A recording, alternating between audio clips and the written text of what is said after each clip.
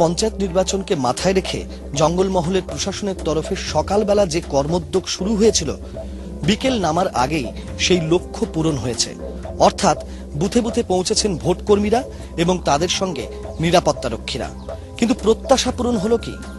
এই বুথে লালগড় থেকে ব্যালট বাক্স, ব্যালট পেপার এবং ভোটের যাবতীয় সরঞ্জাম নিয়ে 5 জন ভোটকর্মী এবং 7 জন সশস্ত্র নিরাপত্তা কর্মী বিকেল 3টে নাগাদ এসে পৌঁছেছেন এখানে। তারা এসে কি দেখলেন? তারা দেখলেন এই একটি মাত্র ঘর, যেখানে 900 ভোটার আগামীকাল ভোট দেবেন ত্রিস্তর পঞ্চায়েত নির্বাচনে।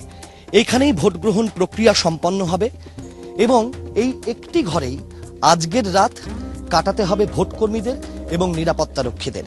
এখানে আলো নেই, পাখা নেই, অর্থাৎ বিদ্যুৎ সংযোগ নেই, নেই পানীয় জলের ব্যবস্থা, নেই খাবারের ব্যবস্থা। এইরকম একটা পরিস্থিতিতে এখানে গ্রামবাসীদের বক্তব্য, রাত্রিবেলা হাতির উপদ্রব হয়, সেই আশঙ্কা, মাওবাদী হানার আশঙ্কা এবং এরকম একটি দুঃসহ গরমের দিনে কিভাবে ভোটকর্মীরা কাটাবেন, সেটাই এখন তাদের কাছে সব থেকে বড় প্রশ্ন।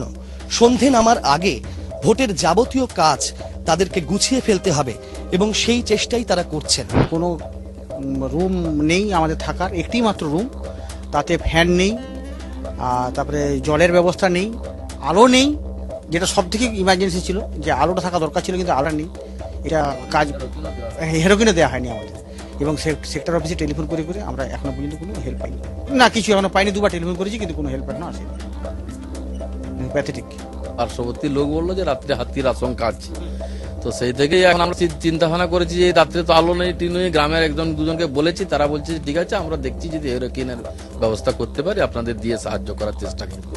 কোনো সিওরিটি নেই। প্রাক্তন একজন মাস্টারমশাই এই বিদ্যালয়ের, তিনি এসেছিলেন, তিনি বললেন যে আমি আমার বাড়ি থেকে একটু হেরোকিনের ব্যবস্থা করে দিতে পারি। 4টি মাত্র মোমবাতি সম্বল করে কিভাবে রাত কাটবে, সেটাই কিন্তু তাদের কাছে সব থেকে বড় চিন্তার বিষয়। যেমন ভাবে তাদের কাছে এটা সব থেকে বড় চ্যালেঞ্জ, তেমন ভাবে প্রশাসনের তরফে ভোটকর্মীদের জন্য এবং ভোটের পরিকাঠামোগত ব্যবস্থা কি হয়েছে তা নিয়েও কিন্তু একটা বড়সড় প্রশ্নচিহ্ন দেখা দিয়েছে। গাড্ডা থেকে ক্যামেরায় সুমন দাসের সঙ্গে অমিতাভ রথ ও রাজস্বী দত্তগুপ্ত, এবিপি আনন্দ।